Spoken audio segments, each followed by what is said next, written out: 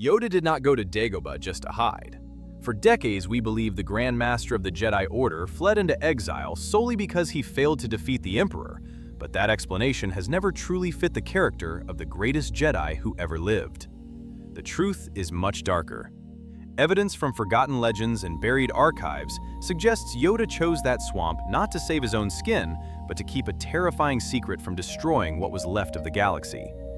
He was not merely a refugee, he was a warden. History tells us that in 19 BBY, the Jedi Order fell when Palpatine executed Order 66. After a stalemate duel in the Senate, Yoda told Bail Organa he had to go into exile. On the surface, it looks like a tactical retreat to a place where the Empire's scanners could not find him, and Dagobah was the perfect spot. But consider that Yoda was the most powerful light side user in existence, who spent 900 years defending peace. It makes little sense that he would spend his final 20 years sitting in a mud hut doing nothing while the galaxy burned. That question cracks the official story wide open.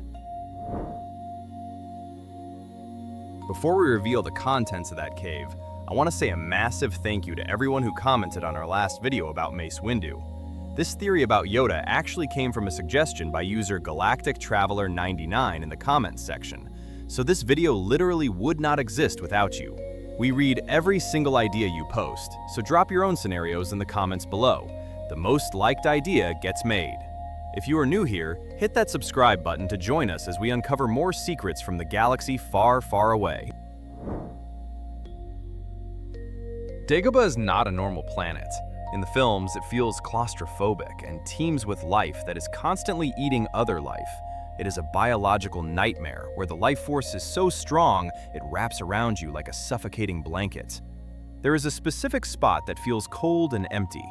Luke Skywalker felt it the moment he landed and told Yoda that something felt familiar. That detail is terrifying because Luke had never been there, yet the darkness recognized him. This proves that the planet possesses a consciousness, or dark intelligence, that was waiting for someone to arrive. Yoda decided to live right next door to it. To understand the secret, we have to look at the Legends timeline. In the Thrawn trilogy, a vital piece of history explains the cave's origin. Decades before the Empire, a group of Dark Jedi from the Bpfasshi system went on a rampage across the galaxy. They were chaotic and violent users of the dark side who caused mass destruction. One of them possessed terrifying power and was chased all the way to Dagobah, where he was cornered by Yoda. They fought a brutal duel in the rain, and Yoda struck him down. But death for a dark side user is rarely the end. When that Dark Jedi died, he didn't vanish into the Force like a Jedi would. His rage, hate, and raw power exploded outward to infect the very ground where he fell.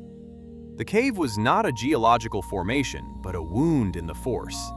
The legends say his body disintegrated in a blaze of blue fire, which fused his spirit to the rock and the trees.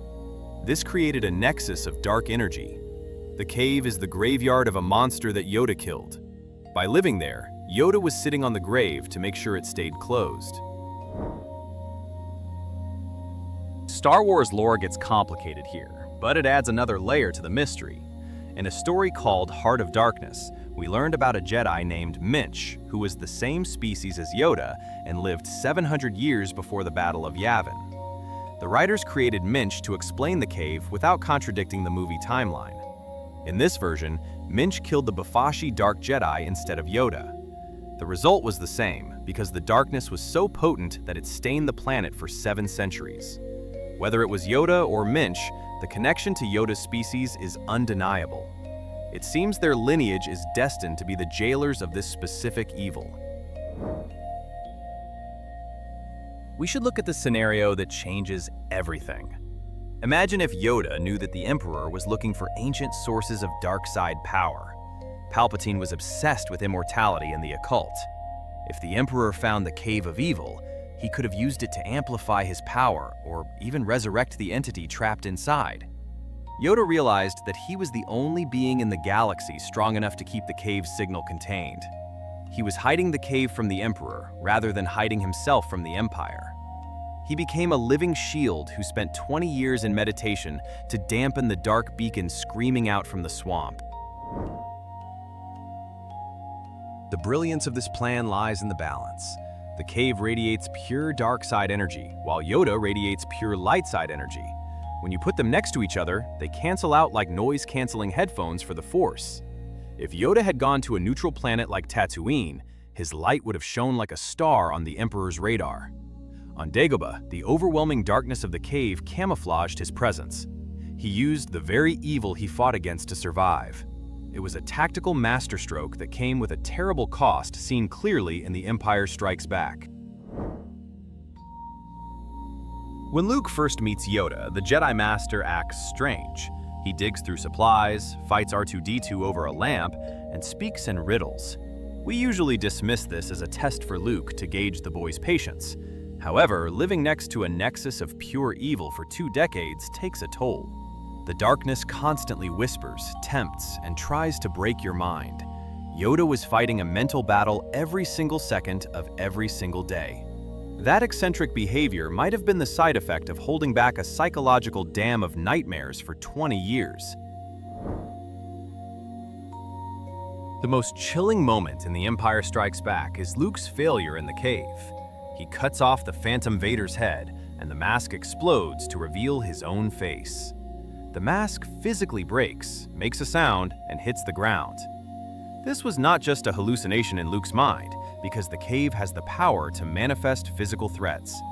If Luke had died in there, he would have really died.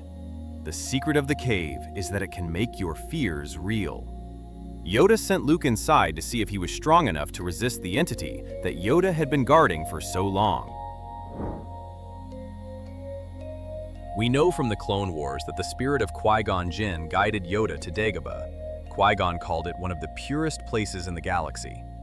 That seems like a contradiction for a hellscape, but purity simply means unadulterated. Dagobah was pure life and pure death.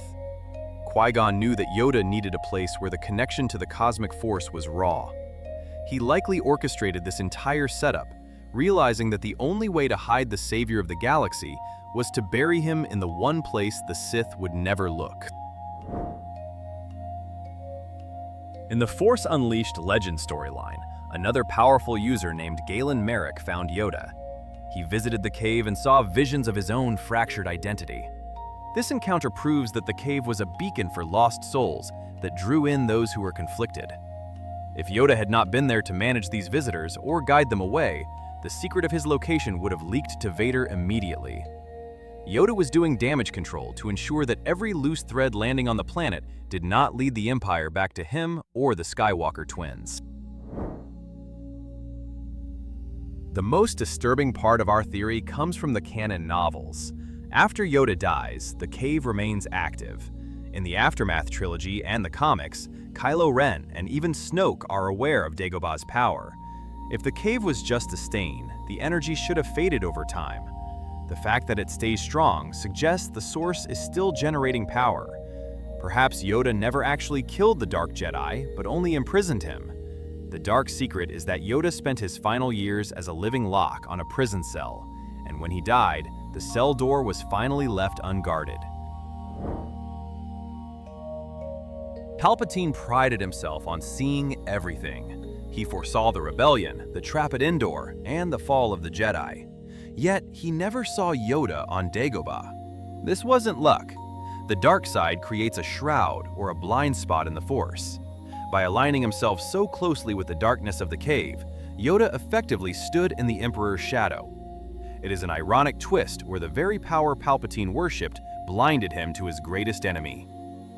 Yoda defeated the Emperor by using the Sith's own nature against them rather than with a lightsaber.